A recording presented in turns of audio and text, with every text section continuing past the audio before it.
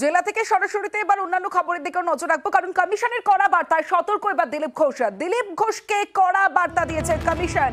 আরো একবার আপনাদের জানিয়ে রাখি, দিলীপ ঘোষকে কড়া বার্তা নির্বাচন কমিশনের। মমতাকে নিয়ে মন্তব্যের নিন্দা কমিশনের। মহিলাদের সম্পর্কে দিলীপের মন্তব্য অশোভনীয় বলে জানায় কমিশন। দিলীপের ঘটনায় বিজেপির সর্বভারতীয় সভাপতি জেপি নাড্ডাকেও সতর্ক করল নির্বাচন কমিশন।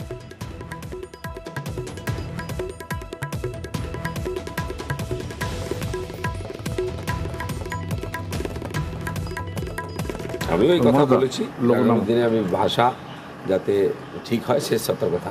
আগের বারেও মমতা ব্যানার্জিকেও ব্যান করেছিল।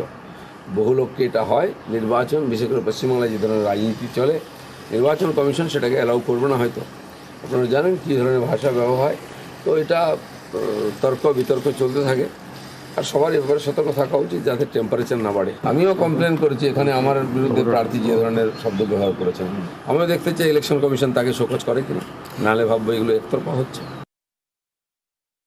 অলরেডি দিলীপদা বলে দিয়েছেন যে আমার কথায় যদি কেউ দুঃখ পেয়ে থাকে সেই জন্য আমি ক্ষমা চাইছি, কিন্তু অলরেডি ক্ষমা চেয়ে নিয়েছেন। তো ক্ষমা চাওয়ার পর তো এইসব বিষয়ে আর আমার মনে হয় বিতর্ক হওয়া উচিত নয়। দিলীপদা একটা কথা বলেছেন, দল তো সেই ব্যাপারে দলের মধ্যে কথা বলবে। এমন কথা বলেন কেন? তারপর লিখে ক্ষমা চাইতে হয়, এমন কথা বলেন কেন?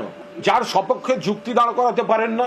আমরা একটা দাবি রেখেছিলাম, কারণ মুখ্যমন্ত্রীর পিতৃ পরিচয় তুলে দিলীপ ঘোষ অপমানজনক মন্তব্য করেছিলেন। আমরা বলেছিলাম শুধু শোকজ করবেন না, তারপরে পদক্ষেপ নিন, নয় প্রচার প্রক্রিয়া থেকে বাদ দিন, তাতেও যদি উত্তর না দেয় প্রার্থীপদ থেকে বাদ দেওয়া যায় কিনা দেখুন ইত্যাদি। তো অন্তত সেন্সারটুকু করেছেন বলে একটা বার্তা দিয়েছেন। সতর্ক হওয়া উচিত, মান সম্মান থাকলে সতর্ক হওয়া উচিত।